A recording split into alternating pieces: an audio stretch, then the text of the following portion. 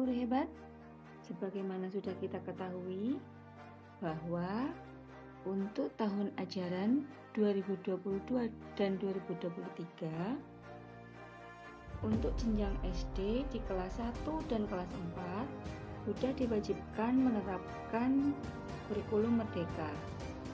Dengan diterapkan kurikulum ini berarti untuk rapotnya juga harus menyesuaikan dengan kurikulum saat ini.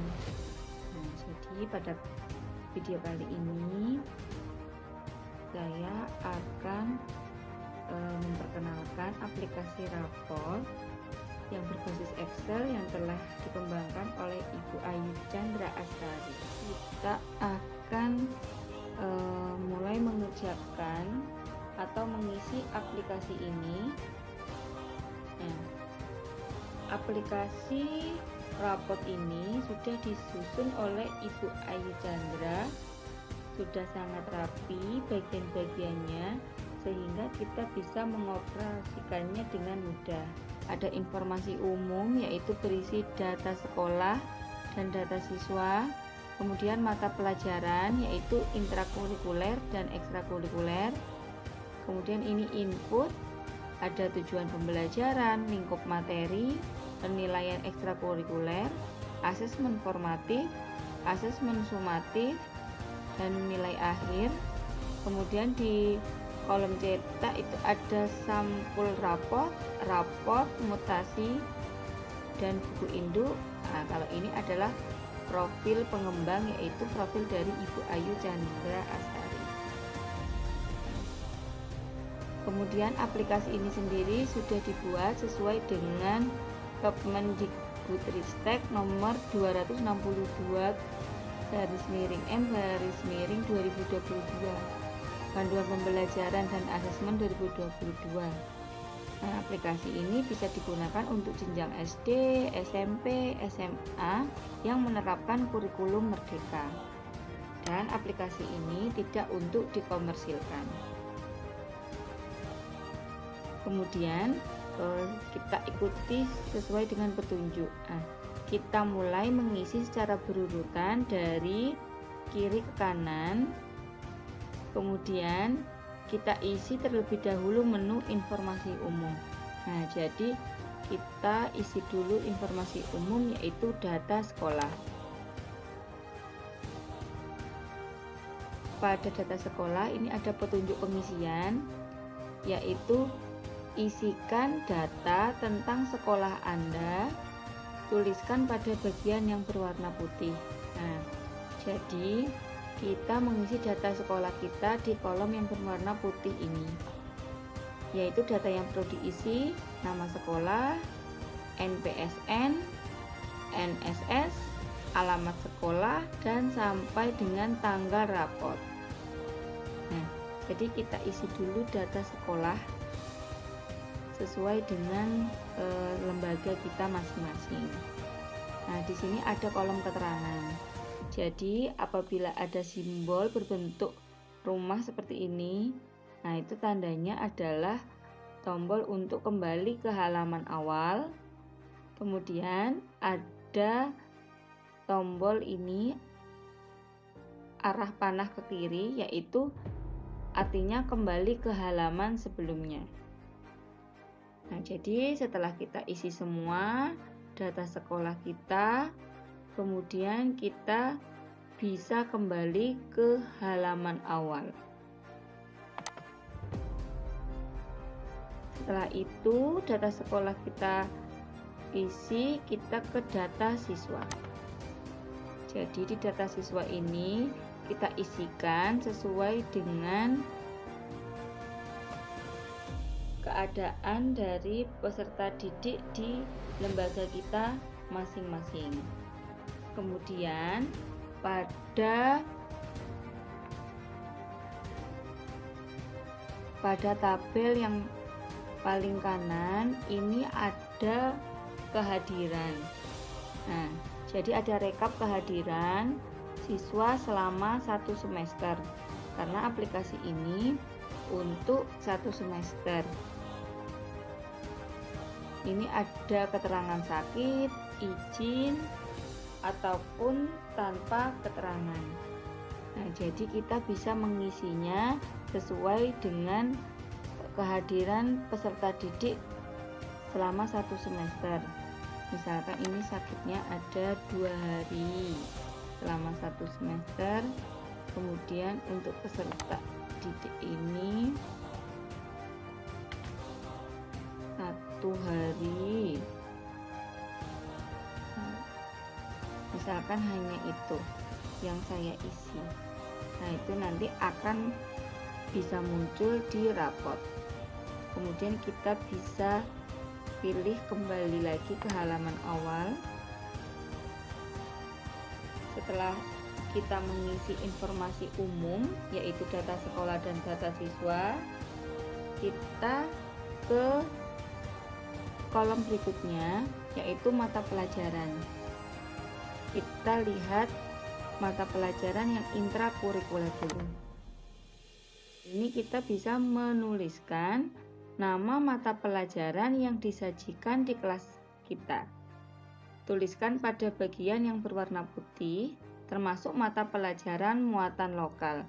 Jadi ini kita isi mata pelajaran sesuai yang ada di lembaga kita masing-masing. Nah, ini adalah mata pelajaran di lembaga saya. Kemudian setelah itu kita bisa klik tombol kembali ke halaman awal ataupun klik tombol kembali. Kemudian kita ke ekstrakurikuler. Nah, pada kolom ekstrakurikuler ini kita menuliskan program ekstrakurikuler yang diberikan di sekolah kita. Kita tuliskan pada bagian yang berwarna putih. Nah, jadi ini kita tulis sesuai program ekstrakurikuler yang ada di sekolah kita masing-masing. Nah, misalkan ini di lembaga saya sudah saya tulis, yaitu ekstrakurikuler pramuka, bola voli, dan juga bulu tangkis. Untuk program ekstrakurikuler lain seperti misalkan tari, seni musik, teater, ataupun yang lainnya, ini juga kita bisa isikan sesuai dengan program ekstrakurikuler yang ada di lembaga kita. Kemudian setelah kita isi, kita kembali. Nah, jadi yang pertama kita input terlebih dahulu tujuan pembelajaran. Nah,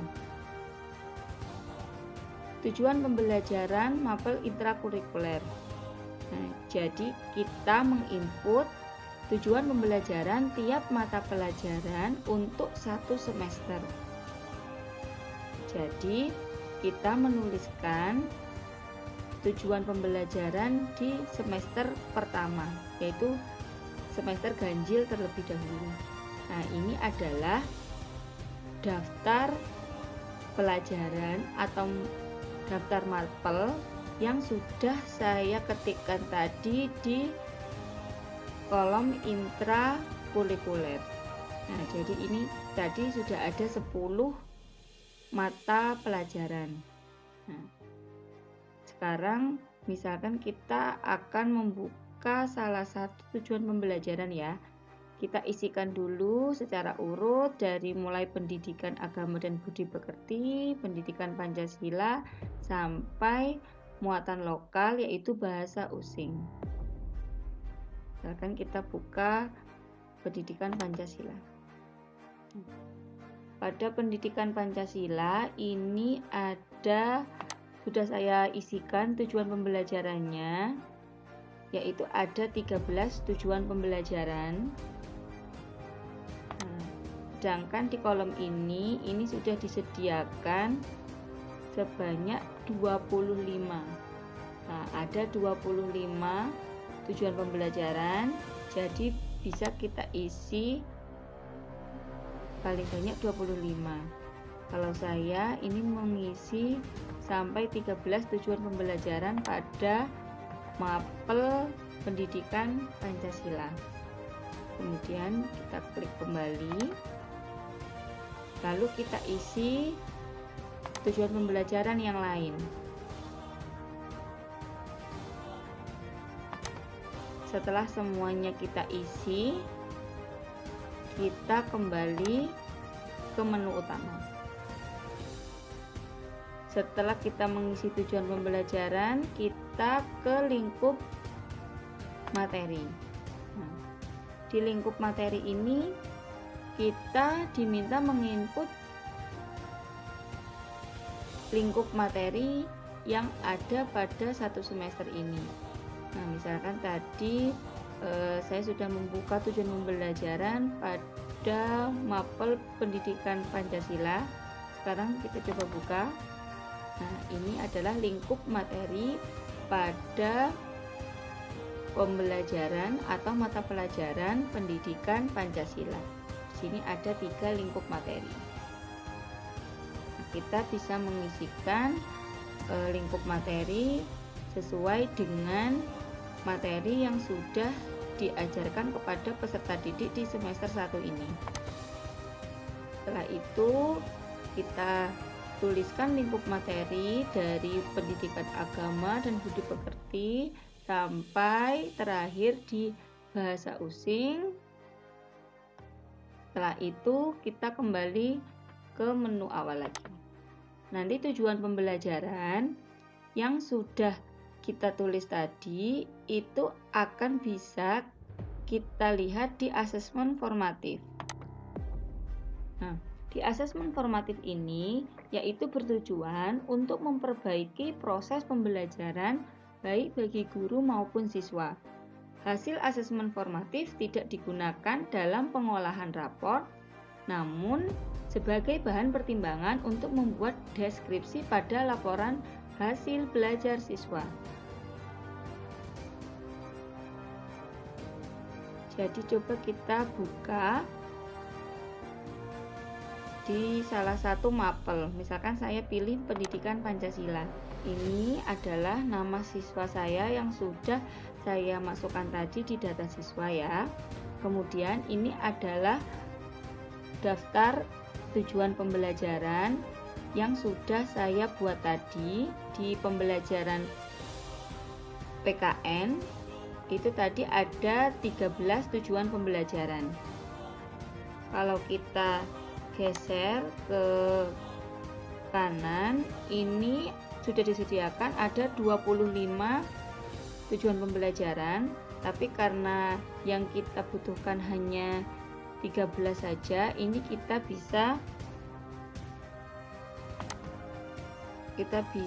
bisa menyembunyikannya, yaitu dengan cara, nah ini kita select ya, atau kita blok sejumlah yang kita inginkan, kemudian kita klik kanan, kemudian kita pilih hide. Nah, maka ini akan hanya sampai kolomnya di tujuan pembelajaran 13.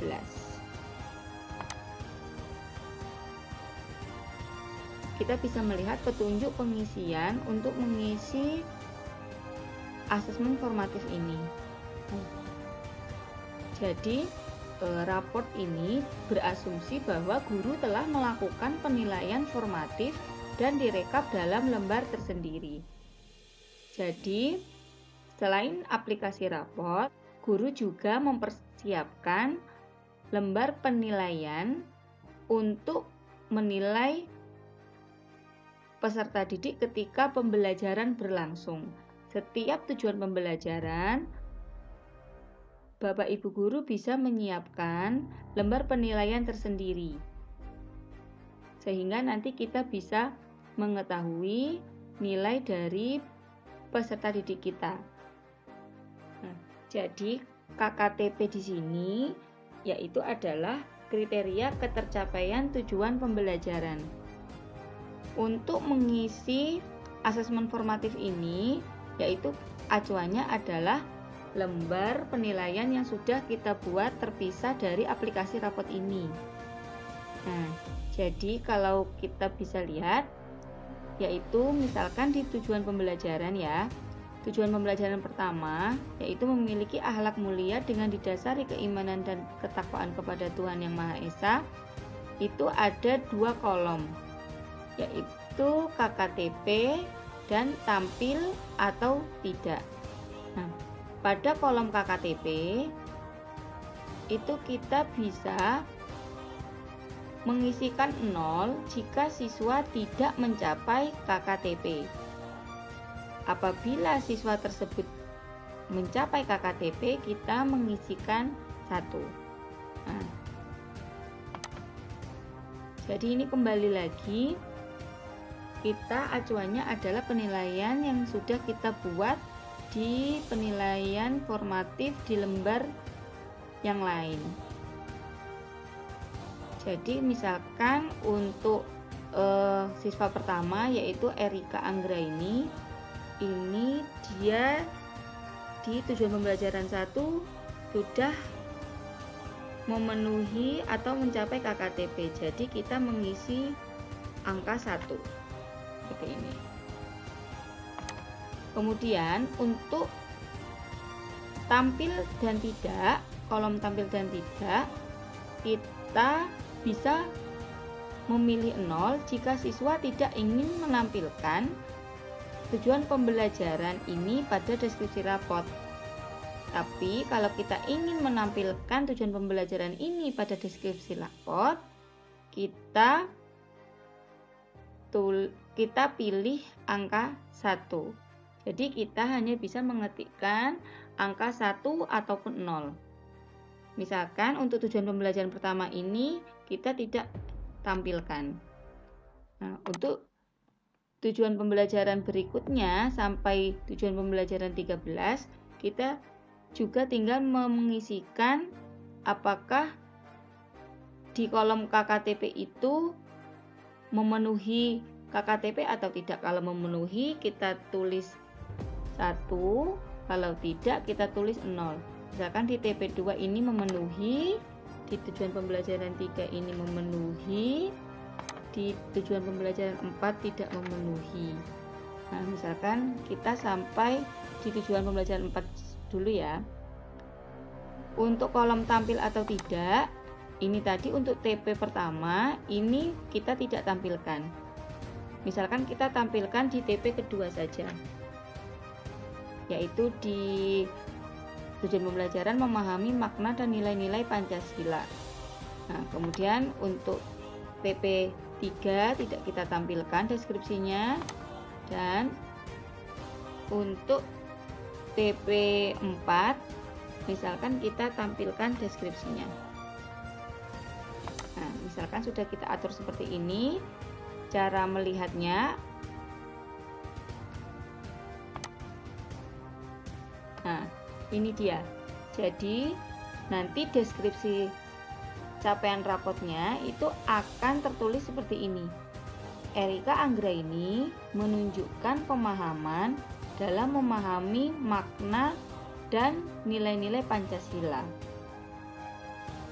Kemudian ini adalah deskripsi capaian tertinggi dalam raport. Ini adalah deskripsi capaian terendah dalam raport. Erika Anggraini membutuhkan bimbingan dalam mengklasifikasikan norma dan aturan yang berlaku di lingkungan sekitarnya. Nah, ini nanti yang akan muncul di raport. Selain bisa mengecek di sini, kita juga bisa mengeceknya di kolom raport ya.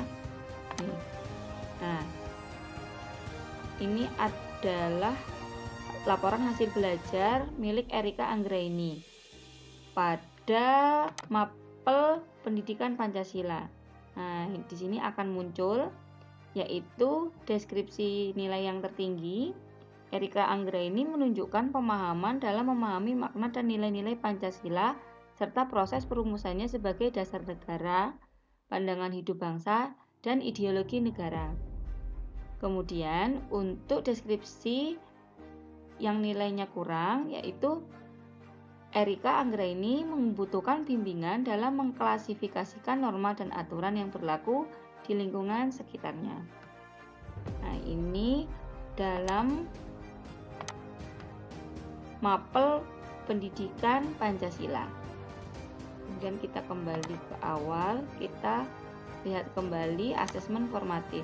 Nah, itu tadi di mapel pendidikan Pancasila. Sekarang kita coba di mapel bahasa Indonesia. Nah, caranya juga sama seperti ini.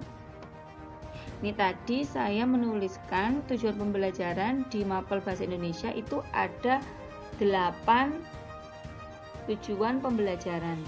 Nah, misalkan ini mau kita tutup TP 9 dan 10, bisa, caranya sama. Nah, jadi sudah kita tutup. Kemudian kita lihat. Nah, di sini misalkan kita di siswa yang sama, yaitu Erika Anggraini. Caranya sama dengan yang mapel PKN tadi. Misalkan untuk TP1 ini nilainya kurang dari kriteria, jadi 0. Kemudian ini maunya saya tampilkan. Untuk yang TP2 ini nilainya lebih tinggi dan tidak saya tampilkan. Coba saya isi sampai TP4. Ini juga tidak saya tampilkan. Ini saya tampilkan di TP4 karena merupakan nilai tertinggi, maka ini akan saya tampilkan. Nah, jadi ini karena TP1 ini nilainya paling rendah, capaiannya terendah, makanya ini mau saya tampilkan. Dan untuk yang TP4 ini saya memilih dari nilainya yang tertinggi, makanya ini yang saya tampilkan. Kalau untuk TP2 dan juga TP3 ini tidak saya tampilkan. Jadi nanti akan muncul di deskripsinya, yaitu untuk capaian tertinggi, Erika Anggraini menunjukkan pemahaman dalam memahami isi teks yang dibacakan. Nah, ini sesuai dengan KKTP, yaitu yang akan saya tampilkan nilai tertinggi yaitu di TP4. Kemudian deskripsi capaian terendah dalam raport itu ada di TP1.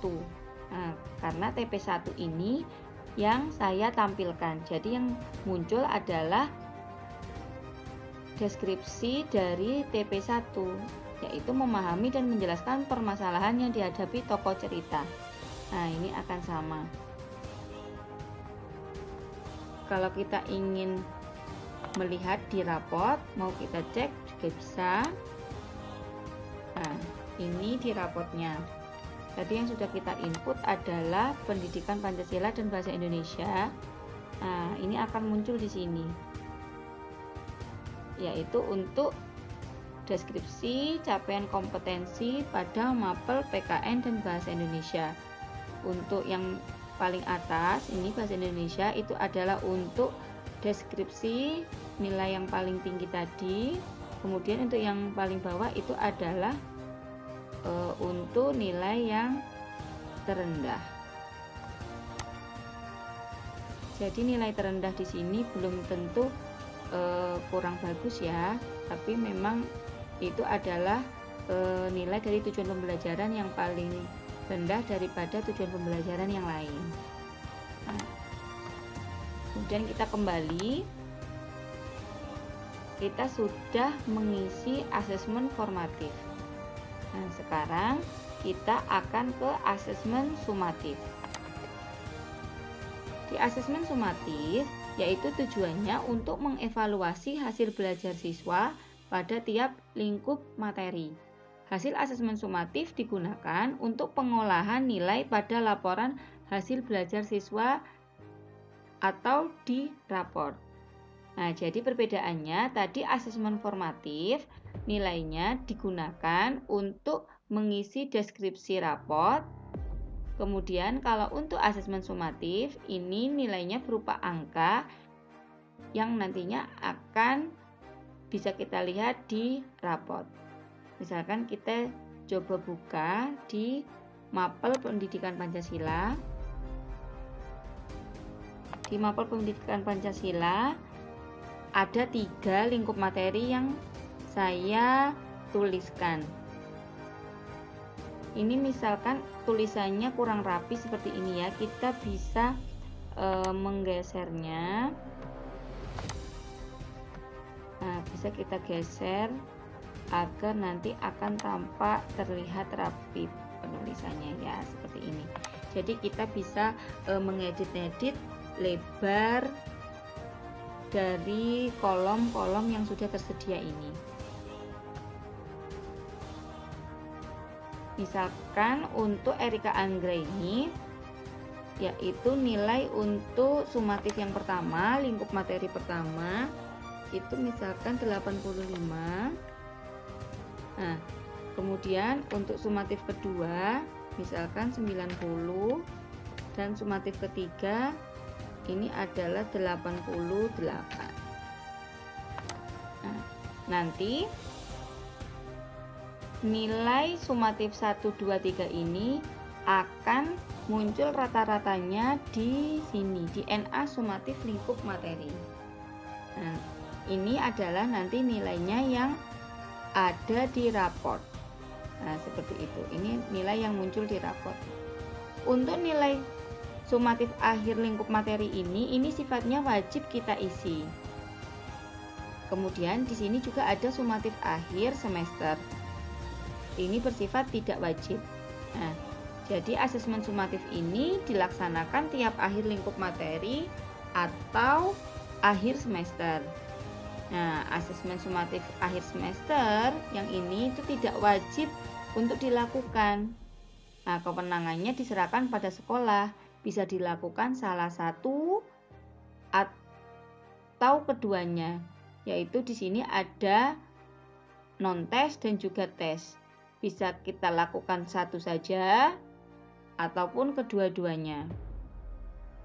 Nah, kemudian kita mengisi nilai kuantitatif sejumlah asesmen sumatif yang sudah dilakukan.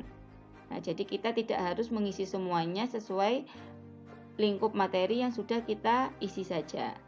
Nah, kemudian untuk bentuk asesmen sumatif itu tidak hanya tes tulis saja, yaitu bisa yang lain, yaitu beragam ya, bisa dengan proyek, unjuk kerja, observasi, dan lain-lain. Nah, misalkan ini kita melaksanakan sumatif akhir semester dan kita memperoleh nilai non-tes, ini ada 80 dan nilai tesnya ada.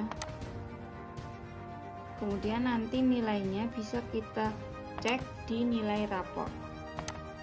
Nah, ini untuk pembelajaran PKN. Nah, ini nilai akhirnya adalah 85.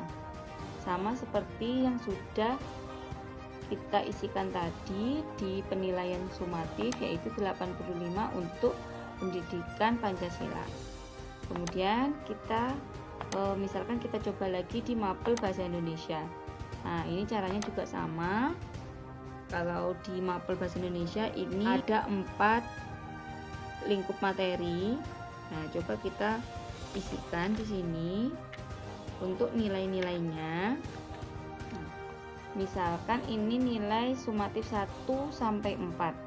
Sama dengan materi di mata pelajaran PKN tadi, ini kita juga bisa menuliskan sumatif akhir semester atau tidak. Karena tadi kita sudah menuliskan nilai sumatif akhir semester, kita juga menuliskan di Mapel Bahasa Indonesia ya.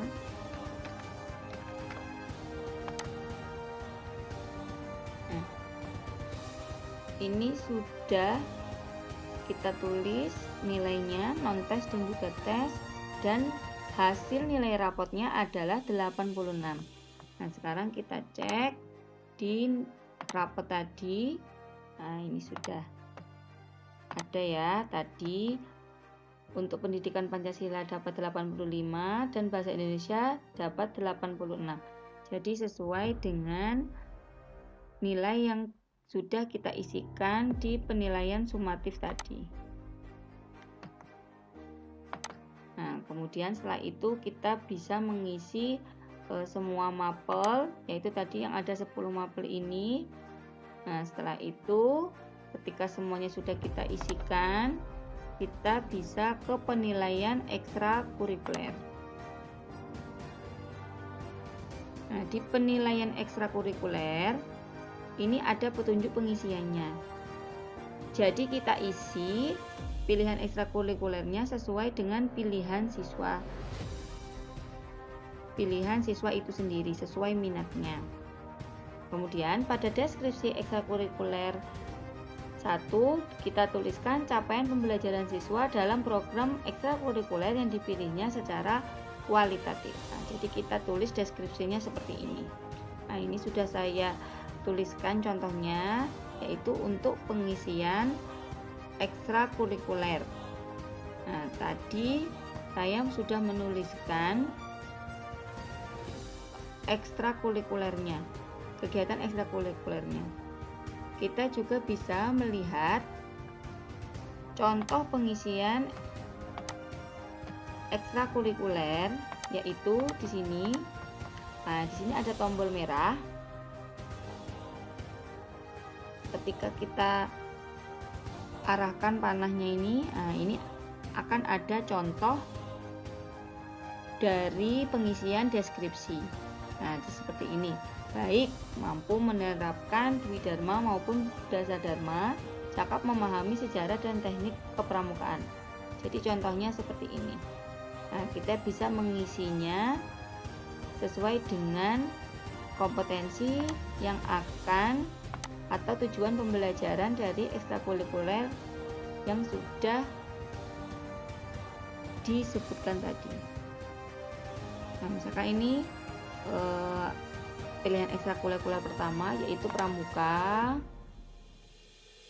Kemudian pilihan ekstrakurikuler kedua ini. Nah, ini adalah pilihan ekstrakurikulernya tergantung pilihan siswa itu sendiri. Nah, ini misalkan Erika, dia mengikuti ekstrakurikuler pramuka, bulu tangkis, dan bola voli. Jadi kita bisa mengisi di sini. Kita pilih dari ekstrakurikuler yang ada tadi, kita pilih di sini bola voli. Nah, jadi Erika Anggraini mengikuti program ekstrakurikuler pramuka, bulu tangkis, dan juga bola voli. Kemudian di sini di kolom deskripsi kita menuliskan deskripsi sesuai dengan kompetensi atau tujuan pembelajaran yang akan diraih dari ekstrakurikuler bola voli ini. Nah, begitu pula misalkan siswa kedua, dia ekstrakurikulernya pramuka, bulu tangkis, dan ingin ikut bola voli juga. Ini juga ada pengisiannya sama, kita pilih di sini bola voli. Nah, untuk pengisiannya kita sesuaikan di lembaga kita masing-masing, yaitu kegiatan ekstrakurikuler apa yang ada di lembaga kita. Jadi cukup mudah untuk mengisi deskripsi penilaian ekstrakurikuler di kolom ini. Kegiatan yang sudah kita tuangkan di kolom ini nanti bisa kita lihat di rapor. Nah, jadi kita scroll ke bawah. Nah, nanti akan muncul di sini, yaitu kegiatan ekstrakurikuler. Tadi ada pramuka, bulu tangkis, dan juga bola voli. Nah, di sini isinya sesuai dengan deskripsi yang kita tuliskan di kolom deskripsi tadi. Ini ada kolom ketidakhadiran. Nah, ketidakhadiran tadi kita peroleh dari data siswa tadi. Nah, nanti coba kita lihat di data siswa. Kalau kita lihat di paling kanan, di tabel yang paling kanan, ini adalah rekap kehadiran. Nah, itu tadi untuk siswa pertama, yaitu Erika Anggraini, itu kehadirannya ada ini ya, sakitnya 2. Nah, jadi ketika di rapot ini juga coba kita lihat, ini ketidakhadirannya juga ada 2. Nah, seperti ini ya, berarti ini sesuai dengan apa yang sudah kita isi. Untuk ini keterangan ini yang seperti kita tuliskan di data sekolah ini sudah kita sesuaikan. Nama wali kelas, kepala sekolah. Nah, untuk nama orang tua ini setelah kita print itu bisa kita tulis ataupun kita ketik di sini. Jadi ini tidak mengikuti rumus ya. Jadi kita bisa menulisnya secara manual.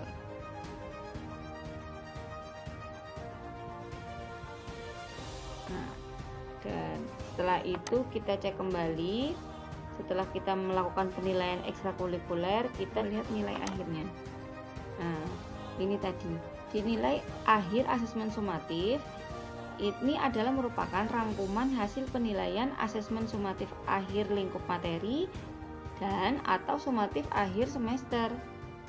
Nah, kita tidak perlu melakukan perubahan apapun ya di sini ya, karena ini sudah sama, yaitu terkait dengan apa yang sudah kita isi di asesmen sumatif. Kemudian kita kembali.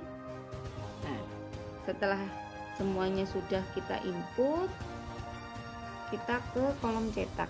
Nah, ini adalah cetak sampul rapot. Dicetak sampul rapot. Di sini ini nomor urut peserta didik. Nah, ini adalah peserta didik pertama dengan absen pertama. Kalau kita ingin melihat peserta didik absen yang lain, ini sudah ada panahnya. Kalau panah ke atas, ini adalah nomornya semakin ke atas. Kalau ini panah yang ke bawah, ini nomornya akan ke bawah seperti ini.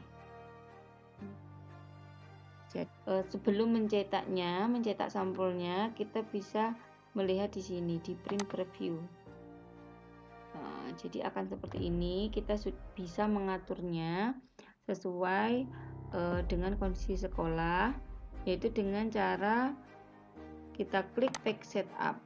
Nah, di page setup ini sudah ada pengaturannya, yaitu ukuran kertas dan juga bentuknya, orientasinya. Di sini di margin ini juga ada untuk ukuran samping kanan, kiri, atas, bawah. Kalau sudah kita atur, kita klik OK.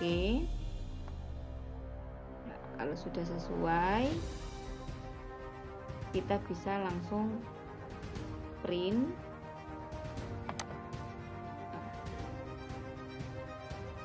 Kalau ini adalah print out ya. Print out itu kita langsung, kalau sudah bisa itu kita print langsung. Kemudian kita kembali lagi. Nah, kita ke rapot. Nah, di rapot ini yaitu seperti yang tadi. Nah, ini kita bisa melihatnya di sini.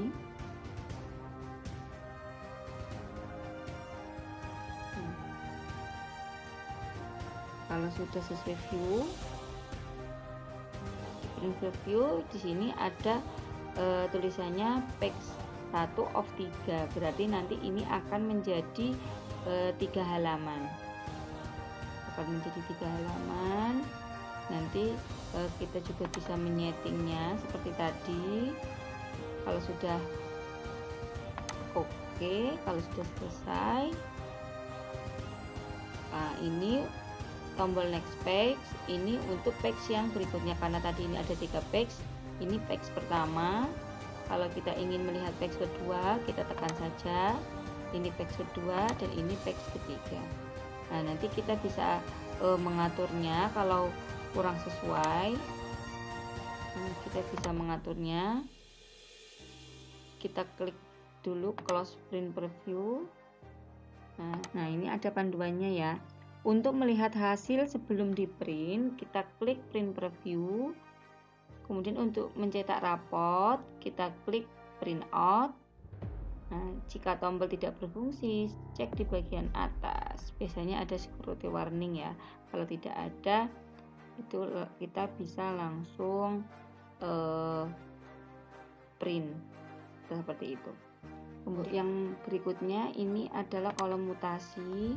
Nah, ini kolom mutasi ini apabila ada siswa yang pindah sekolah. Nah, jadi kegunaannya untuk itu ya, untuk kolom mutasi ini. Kemudian di bawahnya juga ada buku induk. Nah, pada buku induk ini sudah menampilkan siswa yang tadi sesuai dengan apa yang sudah kita isikan, yaitu kita mengisi di kelas 4 ya. Kelas 4 itu fase B. Nah, seperti ini untuk buku induknya. Untuk mengisi buku induk ini adalah panduannya ya. Kalau sudah, kita kembali ke menu awal. Nah, demikian Bapak Ibu guru hebat, yaitu pengenalan aplikasi rapot IKM 2022 yang dikembangkan oleh Ibu Ayu Chandra Astari. Jangan lupa like dan subscribe videonya agar tidak ketinggalan video-video terbaru dan pastinya bermanfaat untuk Bapak Ibu guru semua. Terima kasih sudah menonton video ini sampai akhir, dan sampai bertemu di video selanjutnya. Assalamualaikum warahmatullahi wabarakatuh.